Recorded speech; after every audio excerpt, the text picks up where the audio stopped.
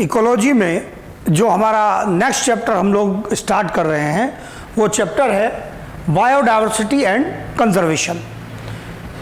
सामान्य तौर पर तो हम यहाँ पर इकोसिस्टम पढ़ते हैं पहले, लेकिन जैसे इस बार सिलेबस में कुछ बदलाव है, जो 12th का सिलेबस है उसमें बायोडायवर्सिटी एंड कंजर्वेशन को रखा गया है, जबकि इकोसिस्टम और जो एनवायरमेंटल इश्यूज़ का चैप्टर है वो मेंशन नहीं है।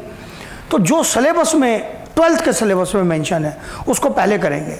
नीट क्या सिलेबस में आगे अपडेट करेगा, क्या जोड़ेगा तोड़ेगा, वो अभी इंफॉर्मेशन नहीं है, पर आपके 12th के सिलेबस में जो दिया गया है उसको पहले लेके चल रहे हैं। ऐसा नहीं है कि इकोसिस्टम पढ़ेंगे नहीं, पढ़ेंगे हम, लेकिन उसको थोड़ा आगे रखेंगे, बाद में करेंगे। जो पहले आपके 12th के सिलेबस में मेंशन है उसको पहले हम लोग फिनिश कर रहे हैं, क्योंकि इकोसिस्टम में भी कुछ ऐसी डिटेल है जिनके बिना इकोलॉजी चलती नहीं है। तो फूड चेन वगैरह और किस प्रकार से ऑर्गेनिजम्स के रिलेशंस हैं उन फूड सप्लाई को लेकर, एनर्जी सप्लाई, वो बड़े इंपॉर्टेंट हिस्से हैं, but that we will take later on. पहले ले रहे हैं biodiversity and conservation. Biodiversity and conservation chapter में एनसीईआरटी पहले जो हेडिंग लेता है वो है लेवल्स ऑफ बायोडायवर्सिटी। ज़्यादातर सब एनसीईआरटी की चीज़ें लेंगे। लेवल्स ऑफ बायोडायवर्सिटी, अलग अलग लेवल। पहला लेवल जेनेटिक डायवर्सिटी का। जो जेनेटिक डायवर्सिटी है, नाम से क्लियर होगा, कुछ जेनेटिक लेवल पर बात होने जा रही है। अभी तक तो क्या था, जब भी हम कभी भी डायवर्सिटी की बात करते थे तो हमारा डिस्कशन होता था कितने अलग अलग प्रकार की स्पीशीज पाई जाती हैं, अलग अलग स्पीशीज होंगी तो डायवर्सिटी ज़्यादा होगी। पर जेनेटिक डायवर्सिटी शब्द जहां आ जाएगा तो जेनेटिक डायवर्सिटी शब्द कहने का अर्थ, इसका मतलब ये एक स्पीशीज से संबंध रखता है, वन स्पीशीज से। तो वन स्पीशीज में कैसी डायवर्सिटी हो गई? जेनेटिक मतलब कैसे लिखा? It relates to allelic variations. Simple short में allelic variations found in one species, मतलब एक ही स्पीशीज में कितने प्रकार की अलग अलग एलील्स पाई जाती हैं। आपकी बेसिक नॉलेज जेनेटिक्स की हेल्प करेगी। एलील्स मतलब जीन्स के कितनी वैरायटी पाई जाती हैं, तो जीन्स की कितनी अलग अलग वैरायटी हैं उस स्पीशीज के अंदर, वही उसका क्या है? एलिलिक वेरिएशंस है। किसी जीन में म्यूटेशन होने से उसकी ही अलग अलग एलील्स बनती हैं। यह आपकी जेनेटिक्स नॉलेज बताती है कि अगर कोई जीन है उसमें म्यूटेशन हो गया, उससे कुछ फायदा भी हो सकता है, नुकसान भी हो सकता है, वो बात अलग है, लेकिन कितनी अलग अलग वैरायटी की एलील्स तैयार हुई जीन से, वही वेरिएशन एक स्पीशीज के अंदर, वो क्या कहलाएगा? जेनेटिक डायवर्सिटी कहलाएगा। एलील जो वर्ड है ये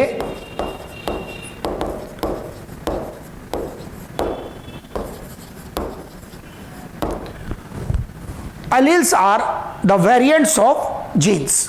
ये अगर एक ही जीन के एलील हैं तो ऐसी स्थिति में सारे एलील की बात ना करें तो एक जीन के जो एलील है उसके रेस्पेक्ट में समझे तो और बेहतर है। Alleles are variants of gene. Gene के वेरिएंट्स होते हैं, जैसे आप ब्लड ग्रुप में पढ़ते हैं, ब्लड ग्रुप का एलील IA, IB, IO, तो ये क्या है? ये ब्लड ग्रुप का एक ही जीन है, उसके 3 अलग अलग वैरायटी हैं जिससे हिसाब से ब्लड ग्रुप डिसाइड होता है।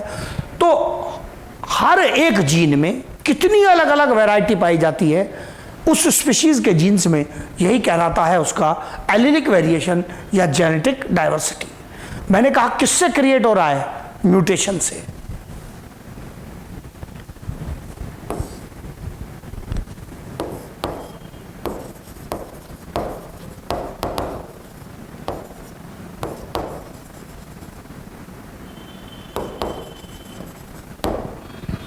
इनको बनाने की जिम्मेदारी, नए एलील बनाने की जिम्मेदारी किसकी है? म्यूटेशंस की है। ये आपके दूसरे चैप्टर्स का हिस्सा है पर कनेक्ट होकर आते हैं इधर, तो मैं केवल बेसिक पॉइंट ले रहा हूं। 2 पॉइंट रिपीट करूंगा फिर अगले हिस्से पर जाऊंगा।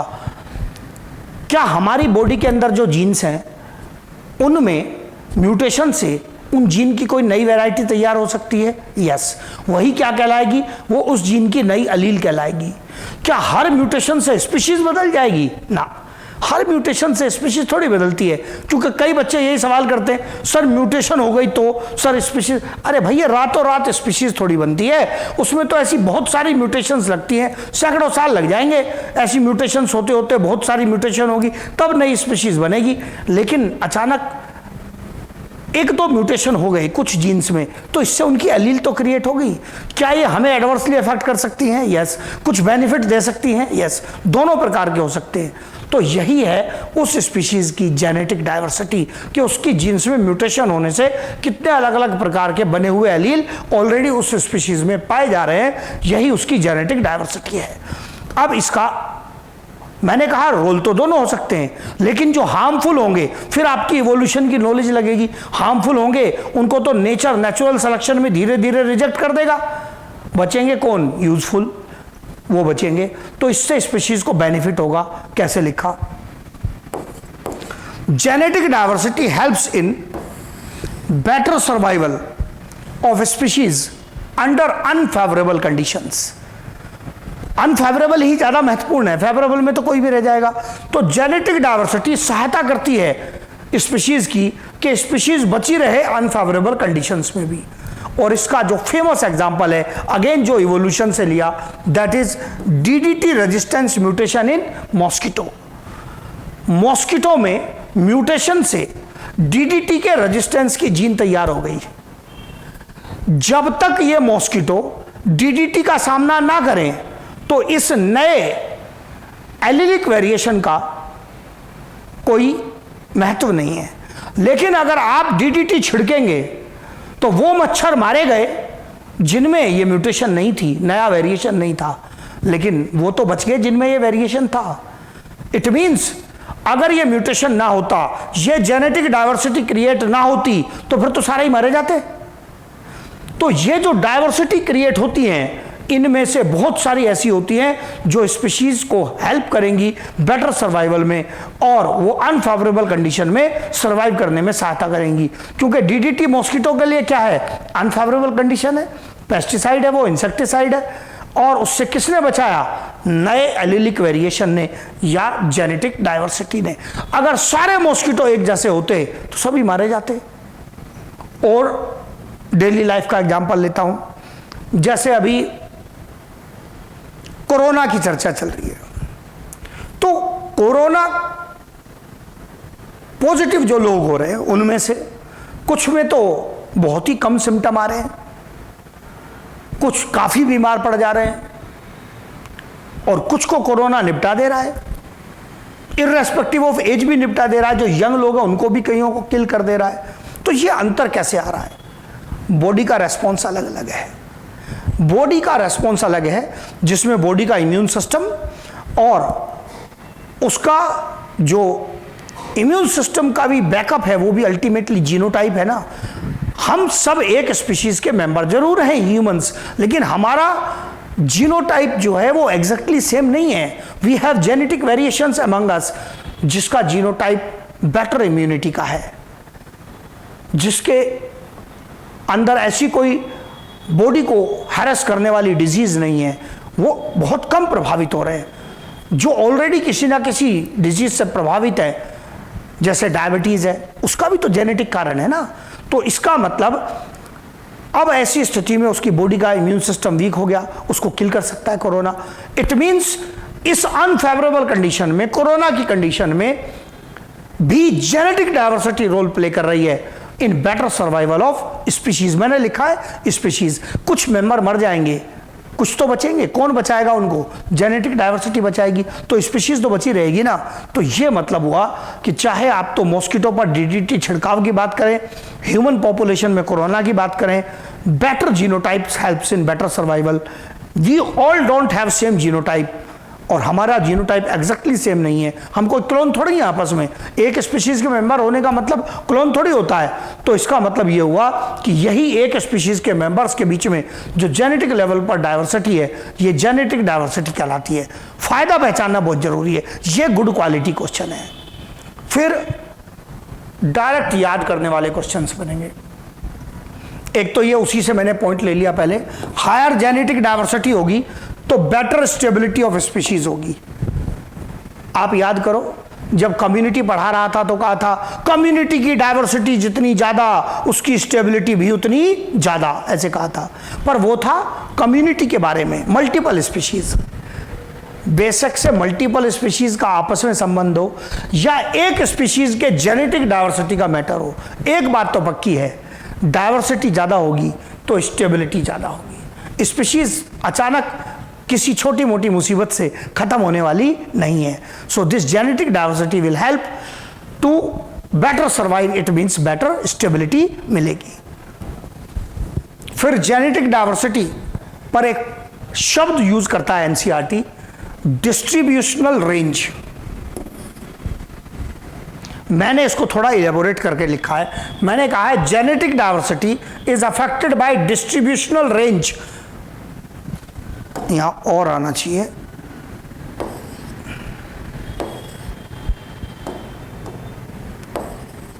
और types of habitats in which species is found. क्या मीनिंग निकलेगा? आखिर हमारी बॉडी में अलग अलग प्रकार के जो जेनेटिक वेरिएशंस क्रिएट हुए, म्यूटेशंस हुए, वो हमारी बॉडी को क्या करते हैं? नई एडेप्टेशंस देते हैं। एडेप्टेशंस की जरूरत कब पड़ती है? जब हमारी हैबिटेट में कुछ अलग अलग प्रकार की परिस्थितियां हों। अगर पूरी ह्यूमन स्पीशीज एक ही प्रकार की परिस्थितियों में रहे तो उनका जेनेटिक डाइवर्सिटी कम हो जाएगी, क्योंकि उनको ज्यादा एडेप्टेशन की जरूरत ही नहीं पड़ेगी। लेकिन सच्चाई तो इसके विपरीत है। अफ्रीका वालों की कंडीशन अलग है, यूरोप के कंट्रीज की कंडीशंस, क्लाइमेटिक कंडीशंस अलग है, और इंडिया में तो बहुत ही ज़्यादा कंडीशंस अलग अलग है। नॉर्थ इंडिया की कंडीशंस अलग है, साउथ की अलग है, डेजर्ट कंडीशंस अलग है, पहाड़ों के ऊपर अलग कंडीशन है। तो जब इतने अलग प्रकार के हैबिटेट में स्पीशीज के मेंबर्स रहेंगे तो क्या उनकी जेनेटिक डाइवर्सिटी प्रभावित होगी? यस, क्योंकि अलग अलग एनवायरनमेंट, अलग चांस म्यूटेशन होने के और उनके अडेप्ट होने के, क्योंकि ऑर्गेनिज्म की बॉडी में जो अडेप्टेशन डेवलप हो रहे हैं वो उसकी रिक्वायरमेंट के हिसाब से सेलेक्ट होंगे जो उसको बेटर सर्वाइव कराएगा। So people living in Africa have a different category of selection. उनका जो सिलेक्शन है वो अलग प्रकार का है, वो अपनी कंडीशन के हिसाब से देखेंगे। जैसे मैं अगर अफ्रीका का आपका जेनेटिक्स का एग्जांपल ले लूं, मैं कह रहा हूं ना बार बार, ये जेनेटिक्स से तो रिलेट हो गई।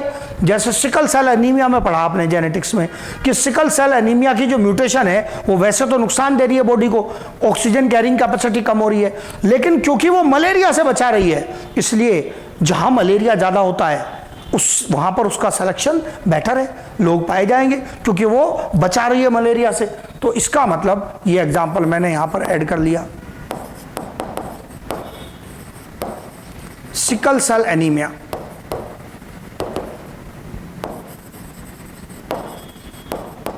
Mutation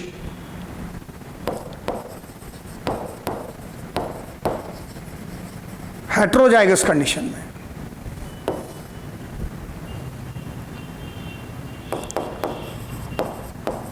positive selection in Africa, पूरा एक्सप्लेन करूंगा। अफ्रीका में मलेरिया ज्यादा होता है, मलेरिया ज्यादा होता है तो ऐसी कोई भी चीज जो मलेरिया से बचाने में सहायता करेगी उसका पॉजिटिव सिलेक्शन होगा, क्योंकि वही लोग बच पाएंगे। जो सिकल सेल एनीमिया की एक म्यूटेशन है जिससे बॉडी की आरबीसी की ऑक्सीजन कैरिंग कैपेसिटी कम हो जाती है, लेकिन उसमें मलेरिया का पैरासाइट की लाइफ साइकिल पूरी होने के चांस भी कम हो जाते हैं। इस कारण से जो लोग सिकल सेल एनीमिया की म्यूटेशन के लिए हेट्रोजाइगस होते हैं वो मलेरिया में बेटर रेजिस्टेंस शो करते हैं, उनका सर्वाइवल बेटर, तो पॉजिटिव सिलेक्शन हो गया। ये मैंने जेनेटिक्स का टर्म लिया, लेना पड़ा, टेक्निकली तो सही लिखूंगा।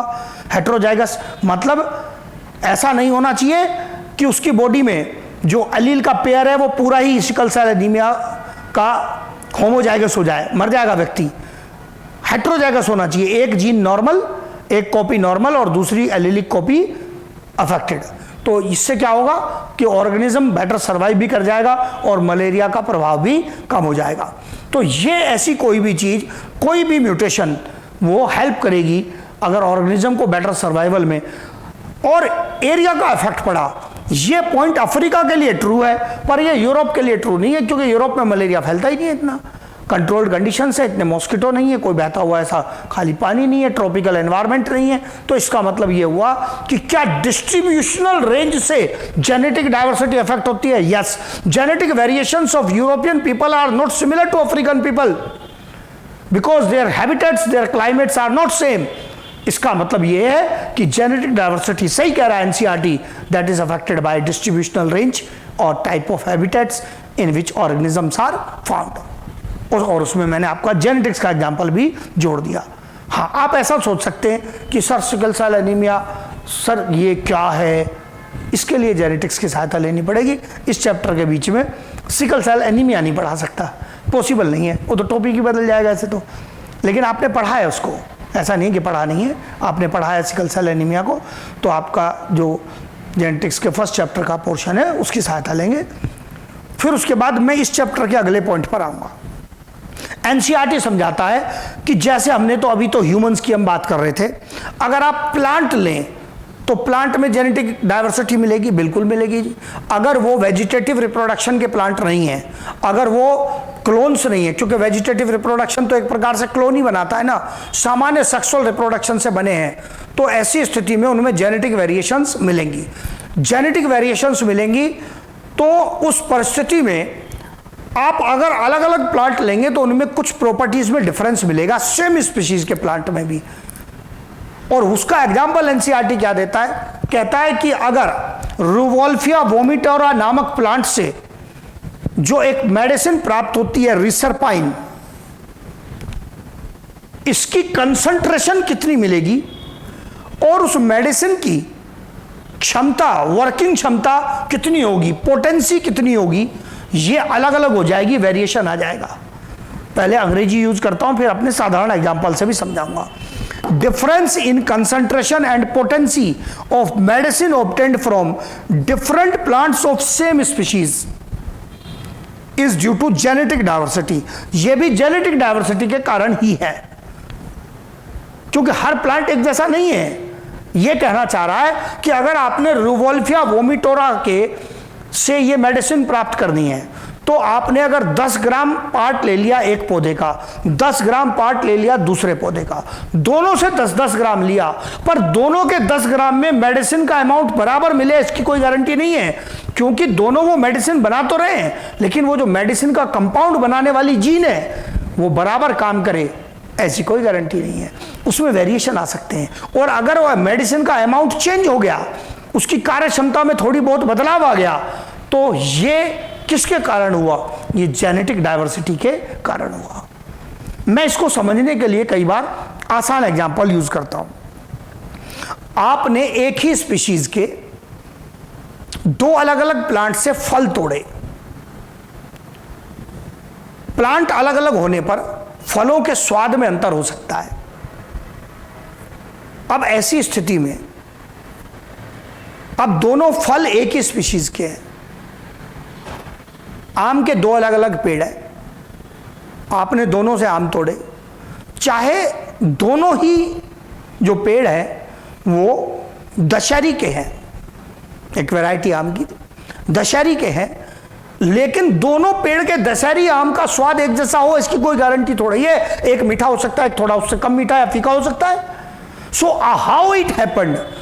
Due to genetic diversity. ये कहना चाहता है वो कि दोनों पेड़ सेम स्पीशीज के होने पर भी उनका स्वाद एक जैसा फल का नहीं है, तो इसी तरीके से दो पौधे एक स्पीशीज के होने पर, दोनों से मेडिसिन प्राप्त होने पर उसकी मात्रा एक समान हो, उसकी कार्य क्षमता एक समान हो, इसकी ऐसा नहीं है। और इसका कारण कौन है? इसका कारण है उन पौधों की genetic diversity with in the same species. निश्चित सी बात है। तो ये पॉइंट आ गया एनसीईआरटी का, ये बताना चाहता है एनसीईआरटी जेनेटिक डाइवर्सिटी में। सारी कहानी यहां पर लेडीज की। फिर और पॉइंट क्या लिया? Factual point. मैंने कहा था ना कुछ फैक्चुअल पॉइंट आएंगे। हाईएस्ट जेनेटिक डाइवर्सिटी इंडिया में राइस में पाई जाती है। 50,000 से ज्यादा स्ट्रेन्स पाए जाते हैं। ये कई बच्चे पूछते हैं कि सर स्ट्रेन शब्द का क्या मीनिंग हुआ? इंडिया में छोटे छोटे अंतर वाले इतनी ज्यादा वैरायटी और सब वैरायटी राइस की पाई जाती है कि अगर आप देखेंगे उत्तर प्रदेश में उगने वाला जो धान है उससे जो चावल प्राप्त हुआ उसका स्वाद अलग है, बिहार में जो अपनी कंडीशन के हिसाब से उगा रहे हैं वो बिल्कुल अलग है, पंजाब वाली कहानी अलग है, साउथ इंडिया वाली कहानी, इतनी ज़्यादा यहाँ पर जो वेरिएशंस है राइस में वो 50,000 से ज़्यादा स्ट्रेन्स उगाए जाते हैं। अब स्ट्रेन कहने का क्या मतलब है, मीनिंग लिखा है मैंने, genetic variants with in one species, एक ही स्पीशीज में छोटे छोटे बदलावों वाले जो जेनेटिक वेरिएंट्स होते हैं या अलग अलग छोटे छोटे जेनेटिक बदलावों के अंतर वाले जो पौधे होते हैं या ग्रुप्स होते हैं वो कहलाते हैं क्या, स्ट्रेन्स। ज़्यादातर केस में तो ये जो स्ट्रेन शब्द है ये माइक्रोब में उपयोग होता है, पर कई केस में जहाँ खूब सारी इतनी वेरिएशंस मिलते हैं तो पौधों में भी हम इसको अप्लाई करते हैं। जब बहुत ज़्यादा होता है हो जाते हैं तो हम बजाय वैरायटी कहने के we start using the term strains, strains शब्द का उपयोग करने लगते हैं। टेक्निकली कोई ज़्यादा अंतर नहीं है, ये यही कहना चाहता है कि इतनी अधिक वैरायटी पाई जाती है। फिर एक क्वेश्चन बच्चे कई बार करते हैं, उनको बुक्स में क्वेश्चन मिलता है, सर इन तीन का कंपैरिजन बता दो इंडिया में जेनेटिक डाइवर्सिटी का। अभी कहा हाईएस्ट किसकी, राइस की, फिर उसके बाद व्हीट और उसके बाद मैंगो। मैंगो में एनसीईआरटी कहता है लगभग 1000 स्ट्रेन्स पाए जाते हैं इंडिया में, तो ये व्हीट मैंगो से ऊपर है थोड़ा वेरिएशंस में। तो राइस व्हीट मैंगो ये इनका कंपैरिजन बता दिया जेनेटिक डाइवर्सिटी में। ऐसा कोई सवाल सामने आएगा आराम से आप उस सवाल को कर पाओगे। फिर उसके बाद अगला लेवल आ गया स्पीशीज डाइवर्सिटी। इसका काफी डिटेल हम लोग पहले भी पढ़ चुके हैं। किसी एरिया में कितने प्रकार की स्पीशीज पाई जाती हैं वही क्या है उस एरिया की स्पीशीज डाइवर्सिटी है। कम्युनिटी में पढ़ाया था डिटेल में, types of species found in an area, यही स्पीशीज डाइवर्सिटी है। नया पॉइंट क्या आया जो एनसीईआरटी कहता है उसी का एग्जांपल लिया। तो पहले मैंने कहा मे रिलेट टू ऑल स्पीशीज, ये तो सब ऑल स्पीशीज का मैटर हो गया, या अ ग्रुप या फिर एक ग्रुप से संबंधित हो सकता है। कैसा ग्रुप, जैसे एम्फीबियंस। एनसीईआरटी ने कहा कि एम्फीबियन डाइवर्सिटी, अब तो वो इस एरिया की सारी डाइवर्सिटी की बात तो कर नहीं रहा है, वो तो एम्फीबियन की डाइवर्सिटी की बात कर रहा है। हमें भी एग्जांपल याद रखना है एज इट इज। कहता है more amphibian diversity in western ghat than eastern ghat. तो इंडिया के वेस्टर्न घाट में एम्फीबियन डाइवर्सिटी ज़्यादा है ईस्टर्न घाट की तुलना में। आप कहेंगे ये वेस्टर्न घाट और ईस्टर्न घाट का क्या चक्कर है। वेस्टर्न घाट और ईस्टर्न घाट का जो चक्कर है, ये जो साइड है इंडिया की समुद्र के किनारे इधर, ये अरेबियन सी, ये बे ऑफ बंगाल,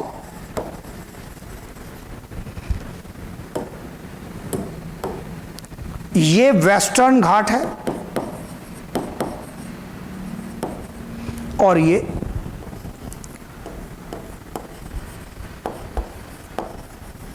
ईस्टर्न घाट है।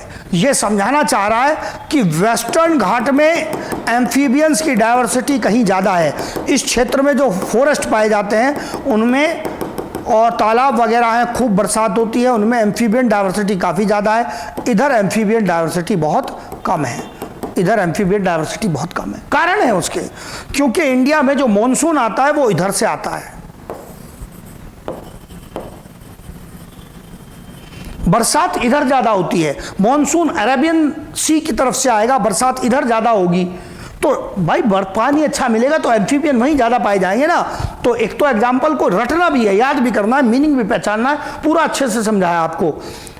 दिस साइड केरला, कर्नाटका, महाराष्ट्र का काफ़ी भाग, this side is referred as western ghat, समुद्र के किनारे का ये भाग, और ये साइड इंडिया के ईस्ट की साइड में समुद्र के पास का हिस्सा ये कहलाता है ईस्टर्न घाट, जिसके इधर बे ऑफ बंगाल और नीचे आप जानते हैं इंडियन ओशन। तो इसका मतलब, हाँ अब ऐसे नहीं करना है सर नक्शा कैसा बनाया है, हमारा टारगेट यहाँ नक्शा बनाना नहीं है, अच्छा बुरा जैसे बनाया, लॉजिक पहचानना है। तो यहाँ पर ये पॉइंट आ गया स्पीशीज डाइवर्सिटी को लेकर, एम्फीबियन का पॉइंट लिया था एनसीईआरटी ने, वो आपके दिमाग में बैठाना मेरा काम था, वो मैंने बैठाया है।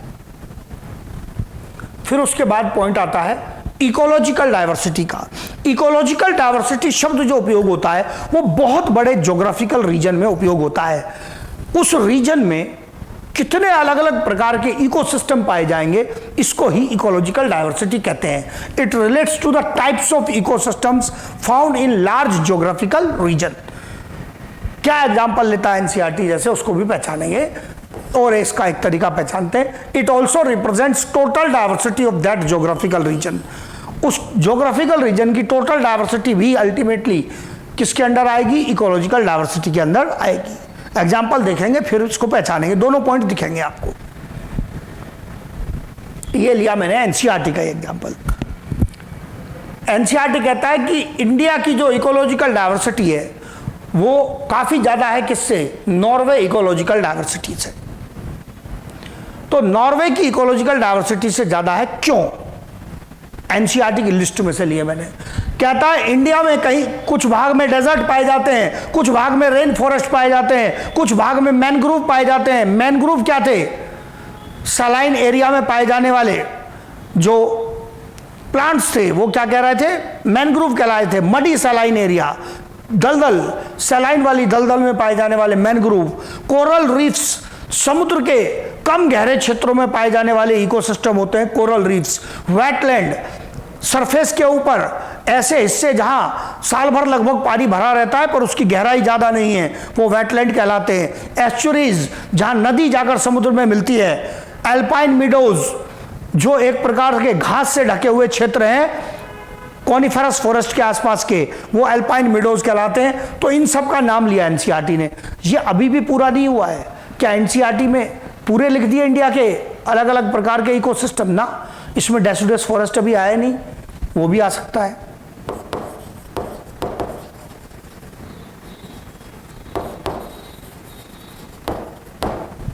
ग्रासलैंड कहीं मेंशन नहीं किया। मतलब इतनी कहानी लिख देने के बावजूद भी अभी भी इसमें इंडिया के इकोसिस्टम कवर नहीं हुए, क्योंकि इतने अलग अलग प्रकार का क्लाइमेट है तो उनके अपने अपने अलग अलग प्रकार के इकोसिस्टम्स हैं, अलग अलग प्रकार के इकोसिस्टम्स पाए जा रहे हैं। नॉर्थ पोल के पास का यूरोपियन कंट्री नॉर्वे, जिसको एनसीईआरटी पुरानी अंग्रेजी के पुराने ज्योग्राफिकल वर्ड यूज करता है, स्कैंडिनेवियन कंट्री बोलता है। स्कैंडिनेवियन वर्ड यूज होता है उस क्षेत्र के लिए जो नॉर्थ पोल के पास है। वो कहता है एनसीईआरटी स्कैंडिनेवियन कंट्री नॉर्वे, उसमें पाए जा रहे हैं क्या, उसका एनसीईआरटी ने नाम नहीं लिखा, मैंने कुछ एग्जांपल लिखे। कॉनिफेरस फॉरेस्ट पाए जाएंगे, चीड़ वगैरह के जंगल पाए जाएंगे नॉर्थ पोल के आसपास। बायोम में पहले भी बताया था आपको। ग्रासलैंड्स हैं कुछ क्षेत्र में और बाकी काफी सारा क्षेत्र स्नो कवर्ड भी है। अब बताओ, इसमें इकोसिस्टम डाइवर्सिटी बहुत कम है, वैरायटी ऑफ इकोसिस्टम बहुत कम है, इधर वैरायटी ऑफ इकोसिस्टम काफी ज्यादा है। तो इसका मतलब इंडिया की ecological diversity, types of ecosystems found, is much higher than the types of ecosystems found in Norway. ये कहना चाहता है इकोलॉजिकल डाइवर्सिटी में। डेजर्ट आप लोग पहचानते हो, डेसिडुअस फॉरेस्ट पतझड़ वाले जंगल है, पहले बता चुका हूं। रेन फॉरेस्ट पहले पूरा एक्सप्लेन कर चुका हूं। मैनग्रोव्स बता चुका हूं। कोरल रीफ नया पॉइंट है, फिर बोलता हूं। समुद्र के कम गहरे क्षेत्रों में हाई डाइवर्सिटी के क्षेत्र होते हैं, वो इकोसिस्टम कोरल रीफ कहलाते हैं, जिनके अंदर कैल्शियम कार्बोनेट के शेल वगैरह काफी मात्रा में पाए जाते हैं। वेटलैंड, ये कम गहराई के क्षेत्र हैं जहां पानी भरा रहता है और वहां पर ज्यादातर एम्फीबियस प्लांट्स और एम्फीबियस एनिमल्स पाए जाते हैं। एस्चुरीज, जहां नदी जाकर समुद्र में मिलती है, वो क्षेत्र एस्चुरीज कहलाते हैं। एल्पाइन मीडोज, ये बेटा ऊंचे पहाड़ों पर जो घास के क्षेत्र होते हैं वो एल्पाइन मीडोज कहलाते हैं। तो ये सब इंडिया में मिल जाएगा, इतनी वैरायटी नॉर्वे में नहीं है। इस कारण से इंडिया की इकोलॉजिकल डाइवर्सिटी ज्यादा है। अब इस इकोलॉजिकल डाइवर्सिटी पर इसकी थ्योरी देख लो वापस एग्जाम्पल के बाद। It relates to the types of ecosystems found in large geographical region. Large geographical region में कितने प्रकार के इकोसिस्टम हैं। अब अगर कोई इंडिया की इकोलॉजिकल डाइवर्सिटी में पूछे तो ये बात तो मानोगे ना, desert, rain forest, mangrove, coral reef, wetland, estuary, deciduous forest, alpine meadow, सबकी स्पीशीज इंडिया में ही तो आएंगी। इसका मतलब अगर इंडिया की इकोलॉजिकल डाइवर्सिटी में ये तो हो गए उसके टाइप ऑफ इकोसिस्टम, बट इनकी जो सारे मेंबर्स हैं वो सब मिलके भी तो इंडिया की डाइवर्सिटी हो गई। इसीलिए मैंने कहा है कि यहां पर it also represents total diversity of that geographical region. तो इकोलॉजिकल डाइवर्सिटी के अंदर क्योंकि सारे इकोसिस्टम आ गए ना उस क्षेत्र के, तो उसकी टोटल डाइवर्सिटी को भी ये इकोलॉजिकल डाइवर्सिटी रिप्रेजेंट करेगी उस लार्ज ज्योग्राफिकल रीजन में। इससे रिलेटेड 3 टर्म और है, इकोलॉजिकल डाइवर्सिटी से रिलेटेड है, alpha, beta and gamma diversity. अब जब अलग अलग प्रकार के इकोसिस्टम होंगे तो उनके बारे में ये टर्म अप्लाई होंगे। ये लिया मैंने एक ऐसे कोई for example large geographical region, उसमें कोई एक क्षेत्र ग्रासलैंड, एक क्षेत्र फॉरेस्ट, पॉन्ड, 3 प्रकार के इकोसिस्टम ले लिए। किसी भी एक इकोसिस्टम, बहुत ध्यान से पहचानना है, ग्रासलैंड की अपनी डाइवर्सिटी अल्फा डाइवर्सिटी, फॉरेस्ट की अपनी डाइवर्सिटी अल्फा डाइवर्सिटी, पॉन्ड की अपनी डाइवर्सिटी अल्फा डाइवर्सिटी। तो किसी भी एक इकोसिस्टम की अपनी डाइवर्सिटी क्या कहलाती है? अल्फा डाइवर्सिटी कहलाती है। इसका मतलब तो अल्फा डाइवर्सिटी क्या हो गई?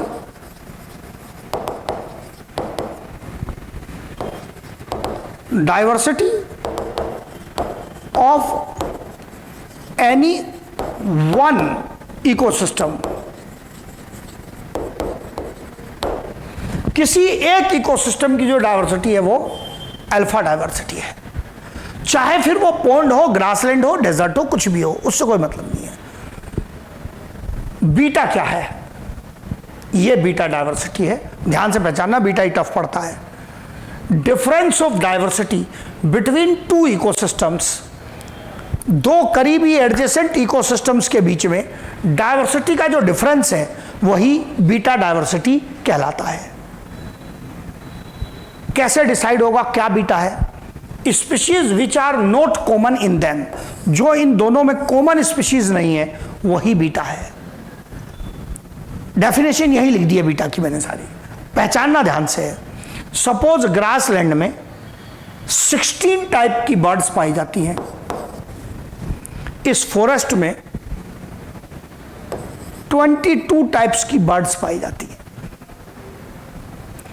लेकिन इन 22 में बहुत सारी ऐसी भी तो होंगी ना जो इन्हीं 16 से मैच करती हैं। इन 16 में बहुत सारी ऐसी होंगी जो इस 22 के अंदर मैच करती हैं। तो इनका बीटा क्या होगा? इनका बीटा वो होगा जो आपस में मैच ना करे। वो सारी स्पीशीज ले लो इधर से और इधर से जो आपस में मैच ना करती हो, वही बीटा है। So beta diversity is the uncommon species.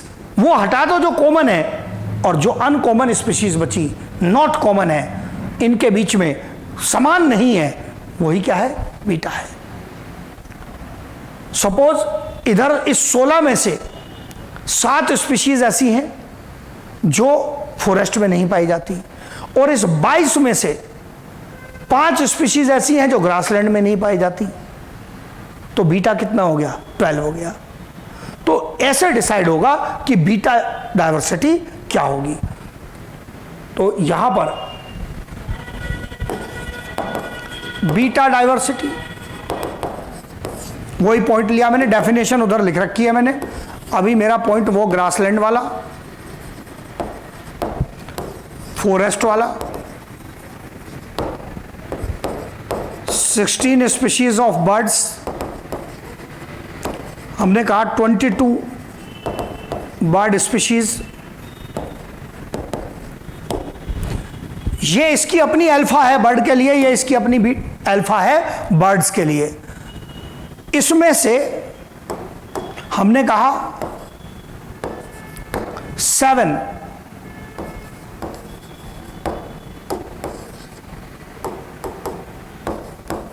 Not in forest.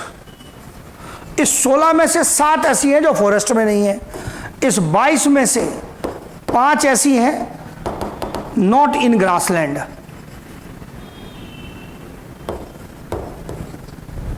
तो भाई यही 7 और 5 मिलकर बीटा डाइवर्सिटी हो जाएगा।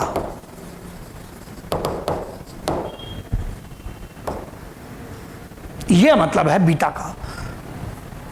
अल्फा डाइवर्सिटी किसी एक इकोसिस्टम की अपनी डाइवर्सिटी, बीटा डाइवर्सिटी जो कॉमन ना हो। और गामा बहुत आसान है। एक ग्रासलैंड फॉरेस्ट, पॉन्ड, सबको मिलाकर इसकी एरिया की जो टोटल डाइवर्सिटी है वही क्या है, गामा डाइवर्सिटी कहलाएगी। सबको मिला दो तो alpha, beta and gamma diversity ये इससे रिलेट कर गए। ये point alpha, beta, gamma extra था एनसीईआरटी से, बाकी सब एनसीईआरटी का पॉइंट था। ये पूरे तीनों के तीनों लेवल आ गए किसके, डाइवर्सिटी के। जैसे मैं बार बार कहता हूं एनसीईआरटी बराबर साथ पढ़ेंगे तो हर एक बात का एकदम क्रिस्टल क्लियर मीनिंग आपको समझ में आएगा। बायोडाइवर्सिटी के चैप्टर में जो नेक्स्ट हेडिंग एनसीईआरटी लेता है वो है how many species are found on earth and how many in India. इसका मतलब ये चर्चा होने वाली है कुछ डेटा के बारे में, आंकड़ों के बारे में, जिसमें से क्वेश्चंस भी आते हैं, और कुछ एस्टिमेशन के बारे में, क्योंकि हमने हर एक स्पीशीज को जाके देख तो लिया नहीं है, तो वहां कुछ एस्टिमेशन के क्वेश्चन बनने वाले हैं। ये दो कैटेगरी है क्वेश्चंस की। तो आ गया तुरंत आंकड़ों का क्वेश्चन। उसमें से जो काम के पॉइंट है एनसीईआरटी की थ्योरी में से वो मैंने लिए हैं। According to estimates by Robert May, ecologist Robert मे,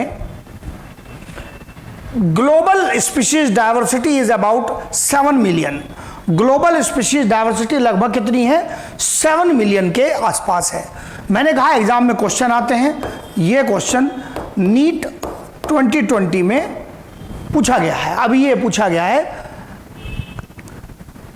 तो पिछले महीने ही ये क्वेश्चन एग्जाम में आया है। तो यहां से आपको ये पता चलेगा कि साधारण पॉइंट एग्जाम में आते हैं। तो ये, और अभी जैसे कल मेरी एक स्टूडेंट से बात हो रही थी, तो वही कि सर कितने आंकड़े याद रखने हैं। क्लास में मैं बोलता हूं कि ये मैंने पहले भी इंपॉर्टेंट में मार्क कराया हुआ है कि ये इंपॉर्टेंट डाटा है। जो आंकड़े क्लास में डिस्कस होते हैं, डाटा क्लास में डिस्कस होता है, हम सामान्य तौर पर उसको लेते हैं जो हमें इंपॉर्टेंट लगता है, और जिसको हम वर्बली बोल रहे हैं कि ये जरूरी है, इंपॉर्टेंट है, तो उसको छोड़ने का कोई लॉजिक नहीं है। ये नेसेसरी पार्ट है, जो कि ये आपका अभी तुरंत साधारण सवाल में नीट के अंदर ये क्वेश्चन आपसे पूछ लिया गया। फिर वर्ड आ रहा है estimate.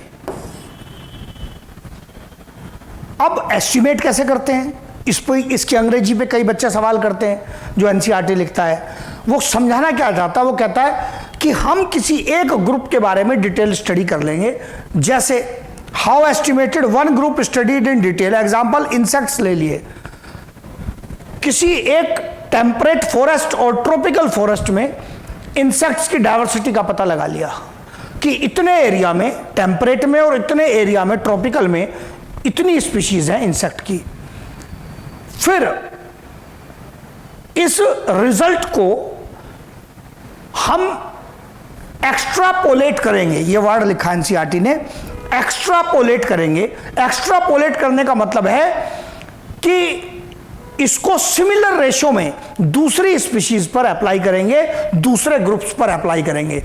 Species in temperate, insect species in temperate and tropical forests, पहले इसको स्टडी कर लिया डिटेल में। It's result is applied to other groups in same ratio. मतलब जैसे जैसे एरिया बढ़ाने पर जिस रेशो से इंसेक्ट की स्पीशीज बढ़ी, उसी रेशो से दूसरे स्पीशीज को बढ़ाएंगे, और इससे अंदाजा लगाएंगे कि दुनिया भर में लगभग कितने प्रकार की स्पीशीज पाई जाएंगी। आप क्या क्या गड़बड़ कर सकते हैं। सर इंसेक्ट की डाइवर्सिटी तो बहुत ज्यादा है। अरे मैं कब मना कर रहा हूं कि इंसेक्ट की डाइवर्सिटी ज्यादा नहीं है। 50 का डबल 100 होता है, और भाई 2 का डबल 4 ही होता है। अगर एरिया बढ़ाने पर इंसेक्ट की डाइवर्सिटी डबल हो रही है, एक एरिया में इंसेक्ट की स्पीशीज 50 हैं, और इतने परसेंट एरिया बढ़ाने पर सपोज 4 गुना एरिया करने पर इंसेक्ट डाइवर्सिटी 2 गुनी हो गई, तो हम कहेंगे दूसरी स्पीशीज के लिए भी हम उसको दूसरे एरिया में जाके गिनने नहीं बैठेंगे, हम रेशो पे काम करेंगे कि अच्छा अगर इसकी 2 स्पीशीज थी इस एरिया में तो इसको भी डबल कर दो। लेकिन डबल तो उतने का ही होगा ना जितना पहले एरिया में पाया था। तो भाई 50 का डबल 100, 2 का डबल 4, सो 2 का डबल 100 थोड़ी हो जाएगा। So we are not saying कि सबकी डाइवर्सिटी बराबर है, लेकिन एरिया बढ़ने पर किसने रेशो में बढ़ेंगे उसको एक्स्ट्रापोलेशन, वो मैथमेटिकल कैलकुलेशन चल रही है, और उसी के लिए एनसीईआरटी ने अपनी महान अंग्रेजी का उपयोग किया है। एक्स्ट्रापोलेट करेंगे, जिसको मैंने साधारण भाषा में लिखा है सेम रेशियो में उसको बढ़ा देंगे, उसको सेम रेशियो में अप्लाई कर देंगे। Result is applied to other groups in same ratio, इसी को एनसीईआरटी कहता है एक्स्ट्रापोलेट करेंगे। और ये सब याद रखने की कहानी है। रॉबर्ट में 7 मिलियन, एक्स्ट्रापोलेट, सेम रेशियो, यही क्रिटिकल वर्ड्स है। फिर उसके बाद पॉइंट आ गया, इस 7 मिलियन में से हम कितने के बारे में पता लगा चुके हैं? हम लगभग 1.7 मिलियन के बारे में 1.5 मिलियन के बारे में पता लगा चुके हैं। 1.7 क्यों आया जवान पर? जब एनसीईआरटी डायवर्सिटी का चैप्टर प्लांट डायवर्सिटी बढ़ाता है तो एनसीईआरटी ने ही एक जगह डाटा लिखा है 1.7 मिलियन। इस पर बच्चे सवाल करते हैं, सर इसको आंसर दें या इसको दें। एग्जामिनर इतना मूर्ख नहीं है, दोनों नहीं देगा। ये आंकड़े बहुत पास पास हैं, ये आंकड़े बहुत पास पास हैं, वेरी नियर हैं, इतना क्लोज ऑप्शन नहीं आएगा। तो इनमें से दोनों में से कोई भी एक ऑप्शन आ सकता है, वही आपको आंसर लगाना है।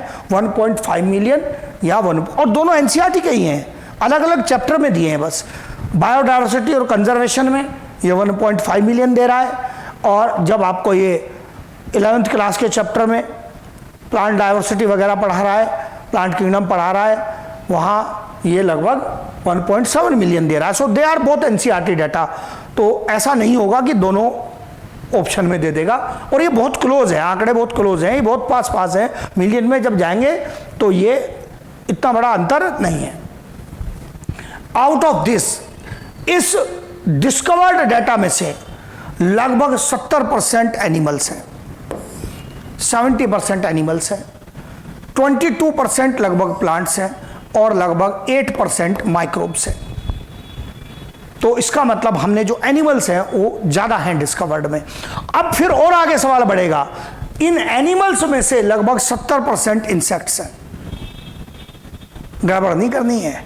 टोटल डिस्कवर्ड का 70% एनिमल, और एनिमल का 70% इंसेक्ट्स, ऐसे है। और तो क्लियर ही हो गया कि इंसेक्ट डायवर्सिटी सबसे ज्यादा है। एनिमल्स में सबसे ज्यादा डायवर्सिटी किसकी है? इंसेक्ट्स की है। सबसे ज्यादा डायवर्सिटी इंसेक्ट्स की है। तो ये डाटा हो गया। मैंने कहा याद करने वाले आंकड़े आएंगे, ये याद करना है पक्का, इसमें कुछ छोड़ने जैसी चीज नहीं है। 2020 में मैंने कहा इन आंकड़ों में से एक क्वेश्चन आया है। और जब मैं कहता हूं एक क्वेश्चन आया है तो उसका बहुत बड़ा महत्व है। गलत हो गया तो 5 मार्क्स का नुकसान है, और 5 मार्क्स में रैंक अफेक्ट होती है 2000, 2500। हाँ जी, नीचे जाके थोड़ा, ऊपर तो नहीं, नीचे जाएंगे तो इतना इफेक्ट भी रैंक पर आ जाता है। सो बी वेरी केयरफुल। एक एक क्वेश्चन की बहुत बड़ी वैल्यू है, बहुत बड़ी वैल्यू है। गलत नहीं होना चाहिए, एरर नहीं चाहिए, और ज़्यादा हारा फोकस सब एनसीईआरटी का चल रहा है। फिर इसके बाद इंडिया के बारे में और चर्चा आई। ये चर्चा बहुत इंपॉर्टेंट है, इस पर कभी भी क्वेश्चन आ सकता है। इंडिया वर्ल्ड के लैंड एरिया का केवल 2.4% कवर करता है, लेकिन दुनिया की बायोडायवर्सिटी में हिस्सेदारी 8.1%। ये दोनों आंकड़े बहुत इंपॉर्टेंट है। हो सकता है या तो आपसे डेटा पूछेगा कि इंडिया का लैंड एरिया कवरेज 2.4% है, तो डायवर्सिटी बताओ, 8.1% है, या फिर दोनों अपने आप ही बता देगा। आपसे कहेगा कि इंडिया का लैंड एरिया कवरेज 2.4% है, लेकिन डायवर्सिटी में हिस्सेदारी 8.1% है। आपसे पूछेगा ऐसा क्यों है, अलग अलग ऑप्शन देगा। आप कहेंगे इंडिया का काफी भाग ट्रॉपिकल और सब ट्रॉपिकल क्षेत्रों में आता है, इंडिया में ट्रॉपिकल और सब ट्रॉपिकल क्षेत्र पाए जाते हैं, इस कारण से इंडिया की डायवर्सिटी में हिस्सेदारी ज्यादा है। कंट्रीब्यूशन ज्यादा क्यों है?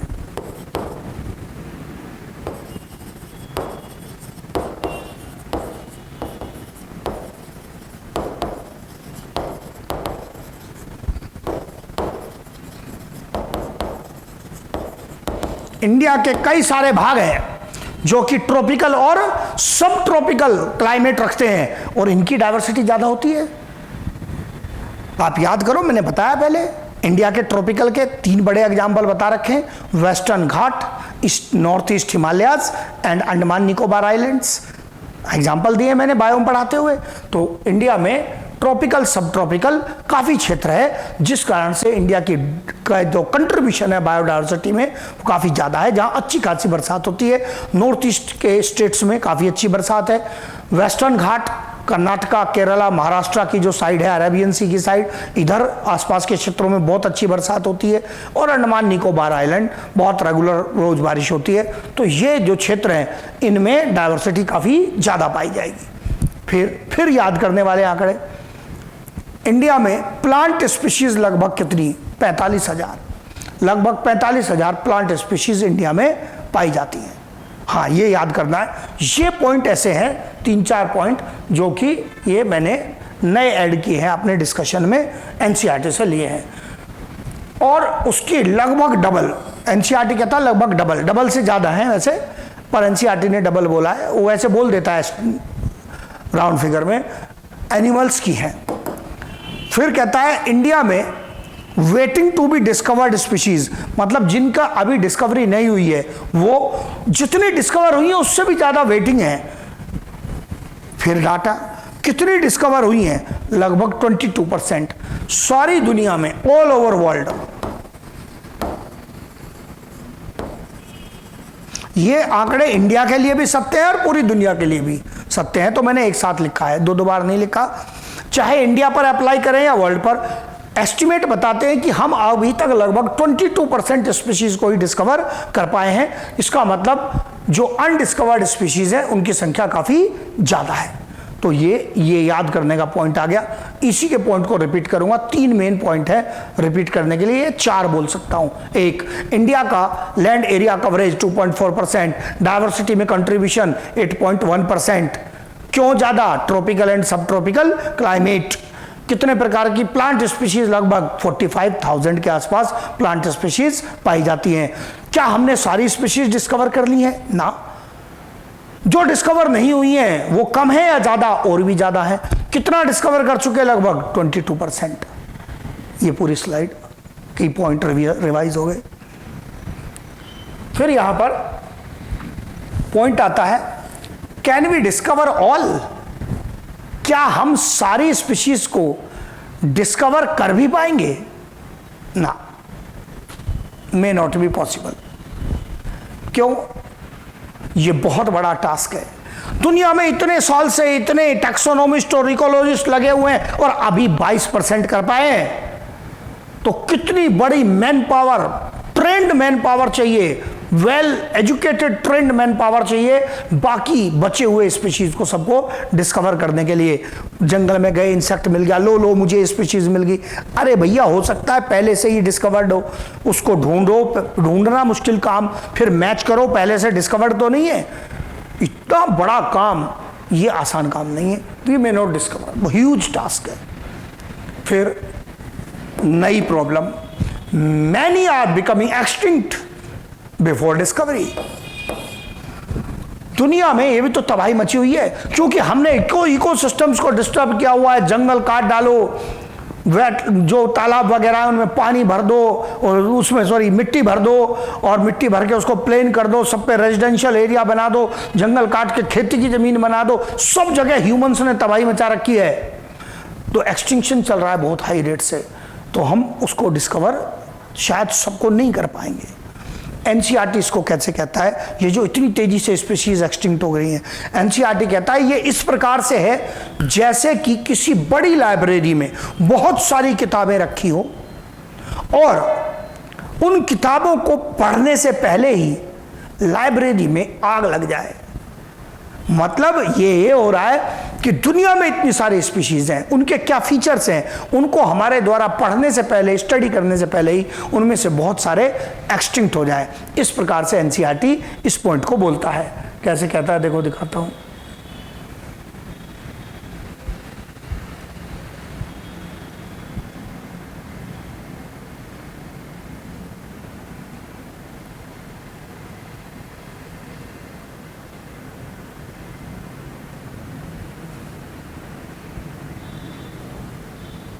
हाँ, यहां देखना, कहता है consider the immense trained man power मतलब taxonomics and the time required to complete job, अगर हम इन सबको डिस्कवर करना चाहें।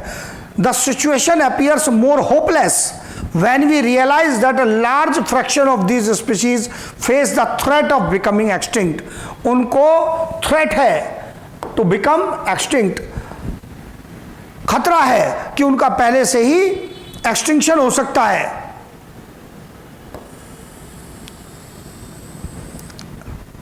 Even before we discover them, हमारे द्वारा उनको डिस्कवर करने से पहले। अब इसी पॉइंट को देखो एनसीईआरटी कैसे कहता है nature's biological library. Biological library का क्या मतलब है? स्पीशीज किताबें नहीं है, वो तो मैंने आपको लाइब्रेरी का एग्जांपल दिया किताबों का। Nature's biological library is burning even before we catalogued the titles of all the books stocked there. Nature की बायोलॉजिकल लाइब्रेरी मतलब उसमें पाए जाने वाली स्पीशीज की सूचना पहले ही बर्न हो रही है, मतलब समाप्त हो रही है, इससे पहले कि हम ये कैटलॉग कर पाते, मतलब लिख के रख पाते, जानकारी लिख के इकट्ठी कर पाते उनकी टाइटल के बारे में कि ये कौन कौन सी स्पीशीज है। इस प्रकार की महान अंग्रेजी का उपयोग एनसीईआरटी के द्वारा किया जाता है, ये बताना चाहा यहां एनसीईआरटी ने ये पॉइंट लिया। फिर इसके बाद यहां पर जो अपना डिस्कशन आगे आता है,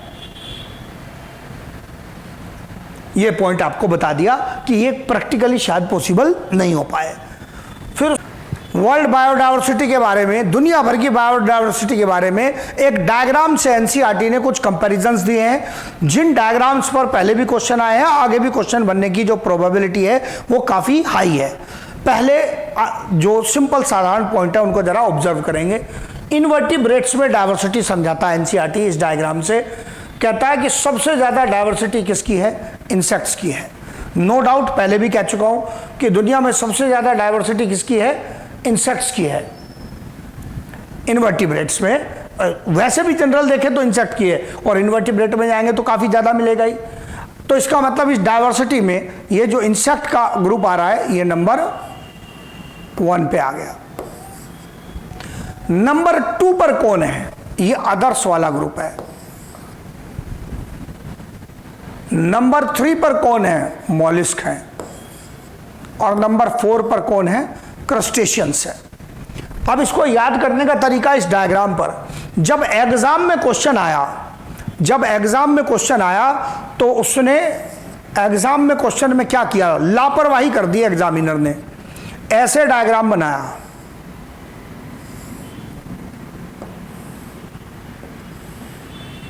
ऐसे डायग्राम बना के छाप दिया, एग्जाम में क्वेश्चन आया, मिलेगा आपको पुराने क्वेश्चंस में। और यहां पर उसने ये एबीसीडी छाप दी है, एग्जाम में आया वो क्वेश्चन है नीट में, और आपसे पूछ रहा है कि ये एबीसीडी कौन कौन है बताओ। अब बच्चा ए तो पहचान गया जी इंसेक्ट है, लेकिन बीसीडी में तो यहां तो बराबर तो नहीं है ये, मतलब लापरवाही कर दी क्वेश्चन छापने में। इसका मतलब आपको तैयार रहना है उसकी लापरवाही को भी हैंडल करने के लिए, कि भाई वो कुछ नहीं ठीक से बता पा रहा है ना, तो आप तो रट्टा मार लो। मैं क्या बोलता हूं रट्टा मारने के लिए? इसका रट्टा है IMCO, एकदम आसान। IMCO insect mollusc crustacean others, insect mollusc crustacean others, insect mollusc crustacean others. IMCO का रट्टा होना चाहिए, उसका आंकड़ा थोड़ा बहुत इधर उधर हो जाए उससे घबराना नहीं है। तो ये ABCD में भर देंगे आप तुरंत, IMCO आंसर आ जाएगा। हमें मार्क्स चाहिए, एक एक क्वेश्चन की लड़ाई है, तो इसका मतलब ये IMCO का रट्टा इनवर्टिब्रेट में, किसमें? इनवर्टिब्रेट्स में IMCO का रट्टा हो गया। अब आप आ गए वर्टिब्रेट्स पर। वर्टिब्रेट्स के मामले में जरा ध्यान देंगे, किसी को भी दिखाई देगा सबसे ज्यादा डायवर्सिटी किसकी? फिशेस की। नंबर 2 पर डायवर्सिटी बर्ड्स की। नंबर 3 पर डायवर्सिटी रेप्टाइल्स की। नंबर 4 पर जो डायवर्सिटी है वो एम्फीबियंस की है, जो यहां अंतर बहुत कम लगेगा। और नंबर 5 पर डायवर्सिटी मैमल्स की है। दो प्रकार के क्वेश्चन बन सकते हैं। एक क्वेश्चन तो डायग्राम का है कि आपको पहचानना है, इसमें पहचानना एकदम आसान है। आप मैमल्स से शुरू हो जाओ, सबसे एडवांस कौन? मैमल्स। उससे कम एडवांस कौन? बर्ड्स। उससे कम एडवांस कौन? रेप्टाइल्स। उससे कम एम्फीबियंस और सबसे कम फिशेस। इसका मतलब आप तो इस कोने से शुरू हो जाओ, most advance mammals, birds, reptiles, amphibians, fishes, answer आ जाएगा। तो ये अपने आप में प्लेस हो सकता है। फिर अमाउंट पर बात हुई डाइवर्सिटी की, सबसे ज्यादा डाइवर्सिटी किसकी? आधा हिस्सा ले रखा है फिशेस की। नंबर 2 पर कौन आ रहे हैं? बर्ड्स आ रहे हैं, फिर रेप्टाइल्स, एम्फीबियंस और सबसे कम मैमल्स। बच्चों का और क्या सवाल आता है? सर मैमल्स तो सबसे एडवांस है, तो ये सबसे कम क्यों आ रहा है डाइवर्सिटी में? बेटा एडवांस हो जाने से इस बात की गारंटी नहीं हो जाती कि उसकी स्पीशीज ज्यादा पाई जाएंगी। मैमल्स का अर्थ पर ओरिजिन भी तो बहुत बाद में हुआ है। अर्थ की हिस्ट्री अगर देखोगे तो खाली बॉडी एडवांस होना is no explanation for more type of species found. तो बॉडी सिस्टम एडवांस है पर उन्हीं की स्पीशीज ज्यादा पाई जाएंगी ऐसा कुछ नहीं है। तो इसका मतलब ये दो चीजें आपस में रिलेटेड नहीं है। इनफैक्ट जो ज्यादा बाद में अगर ओरिजिनेट हुआ है तो उसकी स्पीशीज भी कम पाई जाएंगी, तो इसलिए इनका ओरिजिन लेट है। तो ये रट्टा हो गया इनका तैयार। देखो ये दोनों रट्टे तैयार किए हमने, आपसे वापस पूछूंगा भी, इसको हटा के भी वापस पूछूंगा। तो यहां तो ये IMCO रटवा दिया, उधर एडवांस से लेस एडवांस की तरफ का अरेंजमेंट रटवा दिया। अब यहां पर प्लांट्स का केस आ गया। जैसे ही बच्चा प्लांट्स लिखे हुए देखता है तो बच्चे का पहला सवाल, सर इधर फंजाई कैसे लिखा हुआ है? फंजाई तो प्लांट नहीं है। ओ भाई फंजाई प्लांट नहीं है, ये बात सही है, 5 किंगडम के हिसाब से नहीं है। इसका टारगेट यहां आपको किंगडम पढ़ाना नहीं है, वो एक जनरल प्लेन टर्म यूज कर रहा है। सो बी केयरफुल, अपने आप को कंफ्यूज नहीं करना है। This is not plant kingdom, kingdom थोड़ी लिखा है, वो एक जनरल टर्म उपयोग कर रहा है। तो उसके उस रास्ते नहीं जाना है जो मुश्किल खड़ी करेगा। तो एनसीईआरटी ने लिखा है ना, तो अपने को सही समझना है कि अच्छा इसने यूं लिख दिया कि इसका टारगेट यहां कोई किंगडम पढ़ाना नहीं है, इसलिए लिख दिया इसने। अब इसमें नंबर 1, हाँ ये भी बहुत क्लोज है, एंजियोस्पर्म्स। Number 2 fungi. इसको थोड़ा ऊपर करना पड़ेगा।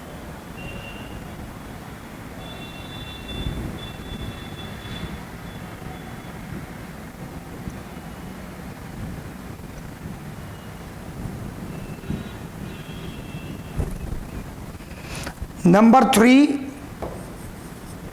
एल्गी। अब यहां देखो थोड़े थोड़े अंतर हैं। Number 4 Moses, number 5 fawns and allies और नंबर 6 पर लाइकेंस। ये मैं भी पूछता हूं ये सब पॉइंट्स। अब इसको याद करने का तरीका मैं कई बार क्लास में कहता हूं, आराम से, जैसे अभी थोड़ा एक्सरसाइज पर ध्यान देंगे तो एंजियोस्पर्म्स, फंजाई ऐसे डिवाइड करना है, एंजियोस्पर्म्स, फंजाई। फिर उसके बाद ये यहां पर आगे जो डिवीजन है पाँव से कर सकते हैं, अगर आपको वहां तक दिखेगा तो ये वाला लेग, लाइक ये वाला leg algae lichens, algae lichens नाम रख देंगे अपने हाथ पांव के। फिर इधर मोसिस और फॉन्स एंड एलाइज। ऐसे ही 2-3 बार प्रैक्टिस करनी है। एंजियोस्पर्म्स, फंजाई, लाइकेंस, हाँ नहीं सॉरी उधर बैठ गया, algae, lichens, mosses, ferns and allies. फिर बच्चे का क्वेश्चन आता है, सर ये एलाइज क्या होते हैं? एलाइज मतलब संबंधी। संबंधी कहने का मतलब क्या? यहां रिश्तेदारी ढूंढ रहे हैं। रिश्तेदारी का मतलब है यहां पर फॉन्स और उससे रिलेटेड प्लांट्स। तो मोसिस लिखा तो ये मतलब है मेजर ग्रुप ब्रायोफाइट का ले लिया, फॉन्स लिखा तो टेरिडोफाइट का मेजर ग्रुप उसने ले लिया। इस प्रकार से यहां इसका डिवीजन है। ऐसे प्रैक्टिस करनी है। अब मैं इस डायग्राम को हटाकर भी आपसे सवाल करूंगा, नंबर 1 पर क्या बताया? एंजियोस्पर्म्स। नंबर 2 पर बताया फंजाई। नंबर 3 पर एल्गी। नंबर 4 पर मोसिस। 5 पर फॉन्स एंड एलाइज। 6 पर लाइकेंस। तो ये क्वेश्चन जो है ये हमको अब तैयार करना है। अब इस क्वेश्चन को मैंने कहा हम इसको हटा के भी डिस्कस करेंगे कि ये क्या करना चाह रहा है। यहाँ पर ये हटा दिया, ये मैंने कहीं और आ गया, ये पुराने पॉइंट पे आ गया मैं। हाँ जी, क्वेश्चन के आंसर करेंगे जरा। इनवर्टिब्रेट्स में सबसे ज्यादा डाइवर्सिटी किसकी? इंसेक्ट्स। फिर उसके बाद नंबर 2 पर क्या था? हाँ, क्वेश्चन को डिफिकल्ट कर रहा हूं। नंबर 2 पर क्या था? अदर्स। फिर नंबर 3 पर क्या था? मॉलिस्क। नंबर 4 पर क्रस्टेशियन। अगर डायग्राम में प्लेस करने के लिए बोले तो IMCO, डायग्राम में प्लेस करने के लिए बोले तो IMCO। और अगर आपसे क्वेश्चन कराए यहां पर, हाँ अभी एक जरा नई स्लाइड ले लो आपको समझाने के लिए, आपसे क्वेश्चन कराए कि ये वर्टिब्रेट की डाइवर्सिटी लिख डाले, वर्टिब्रेट की डाइवर्सिटी में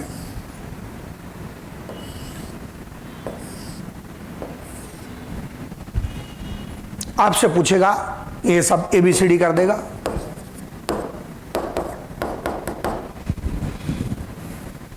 मैंने एकदम आसान तरीका बताया है, आसान तरीके को ही पहले शुरू हो जाओ, सबसे ऊपर से इधर से शुरू हो जाओ। क्या है? मैमल्स हैं। ये क्या है? बर्ड्स हैं। ये क्या है? रेप्टाइल्स हैं। ये एम्फीबियंस हैं, फिशेस हैं। सबसे ज्यादा डाइवर्सिटी किसकी? फिशेस की। नंबर 2 पर बर्ड्स, नंबर 3 पर रेप्टाइल्स, नंबर 4 पर एम्फीबियंस, नंबर 5 पर मैमल्स। मतलब आप मैमल्स को छोड़कर लगभग 1 2 3 4 चल सकते हो, बस मैमल की गड़बड़ है बीच में, ये जो ऊपर आ रहा है। तो इस प्रकार से इनकी डाइवर्सिटी का क्रम है। फिर उसके बाद यहां पर आपसे क्वेश्चन अराइज किया, हाँ जरा आप इसको देख लेंगे क्वेश्चन को, फिर अगले पर जाऊंगा। इस प्रकार से क्वेश्चन बनते हैं।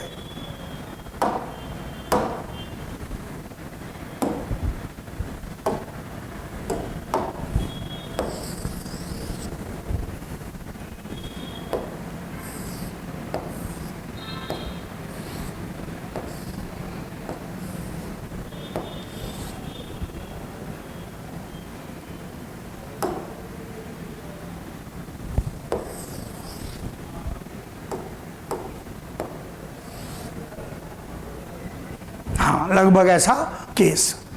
इसमें से ये याद करने के लिए, इधर क्या था? एंजियोस्पर्म्स, इधर क्या था? Fungi, number 1। नंबर 2 इधर क्या था? एल्गी, ये नंबर 3 पे था। नंबर 4 पे क्या था? मोसेस। नंबर 5 पे क्या था? Fawns and allies. ये थोड़ा ज़्यादा नैरो हो गया।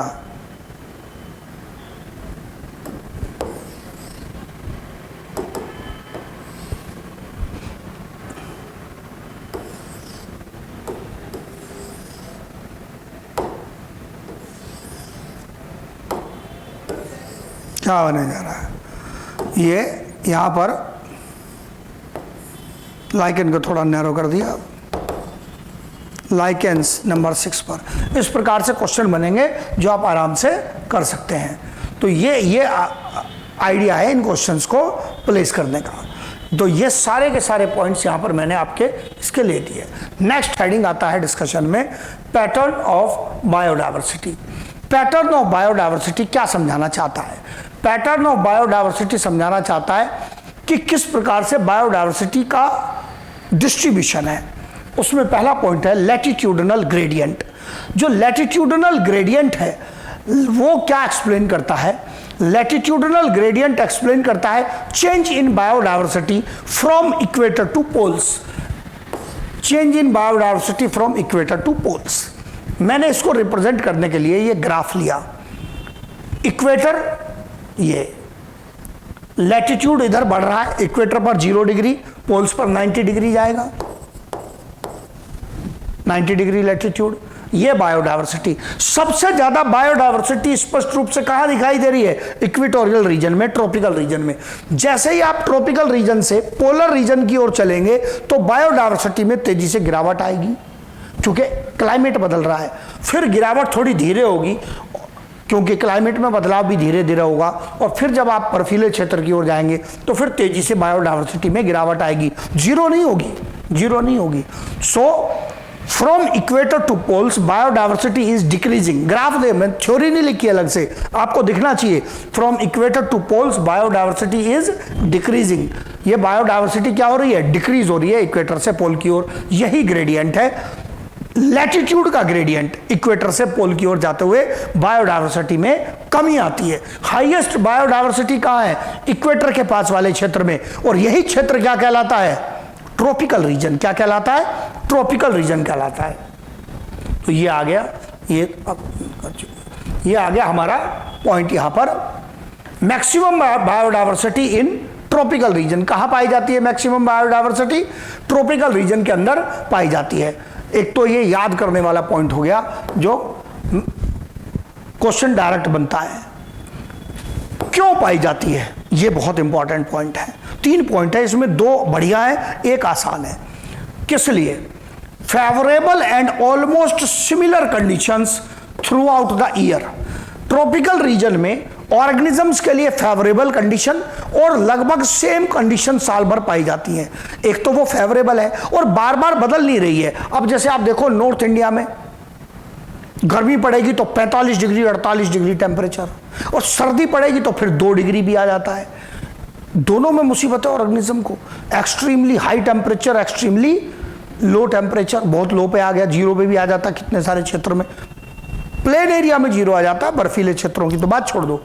तो इससे उससे क्या होता है? ऑर्गेनिज्म को पहले ज्यादा गर्मी में अडाप्ट करना है, फिर ज्यादा सर्दी में अडाप्ट करना है। लेकिन अगर साल भर मौसम लगभग एक जैसा है, रोज लगभग उतनी बरसात हो रही है और उतनी ही गर्मी है, जैसा भी एनवायरमेंट है फेवरेबल है और वो कांस्टेंट है, तो ऑर्गेनिज्म को नए नए अडेप्टेशन करने की जरूरत नहीं है, नए अडेप्टेशंस की जरूरत नहीं है। Due to this less pressure of new adaptations, तो ऑर्गेनिज्म आराम से रहेगा।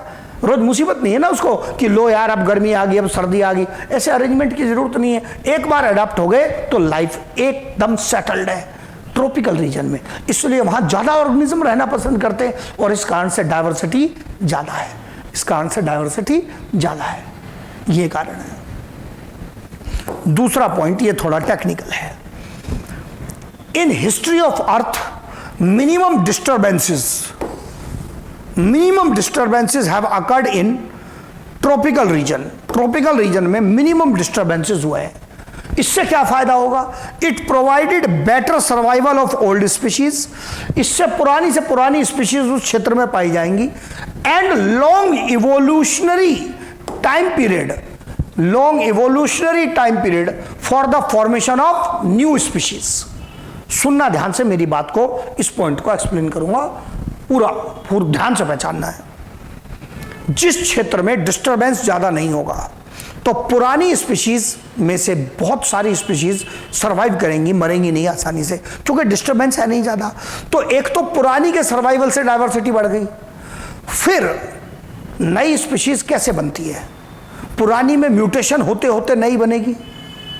मैंने पहले भी कहा था, फिर बोलता हूं, क्या रातों रात 1-2 म्यूटेशन से नई स्पीशीज बन जाएगी? ना, कई 100 साल लगेंगे। लेकिन अगर पुरानी स्पीशीज ही डिस्टरबेंस से मर गई तो नई कैसे बनेगी? इट मीन्स यदि स्टेबल कंडीशंस मिल रही हैं, डिस्टरबेंस ज्यादा नहीं है ट्रॉपिकल क्षेत्र में, तो एक तो पुरानी स्पीशीज एग्जिस्ट करेगी और उसी के कुछ मेंबर्स में म्यूटेशन होते होते जब उसको लंबा टाइम मिलेगा इवोल्यूशन का, आगे हजारों साल मिलेंगे, तो नई स्पीशीज बनने के चांस ज्यादा होंगे।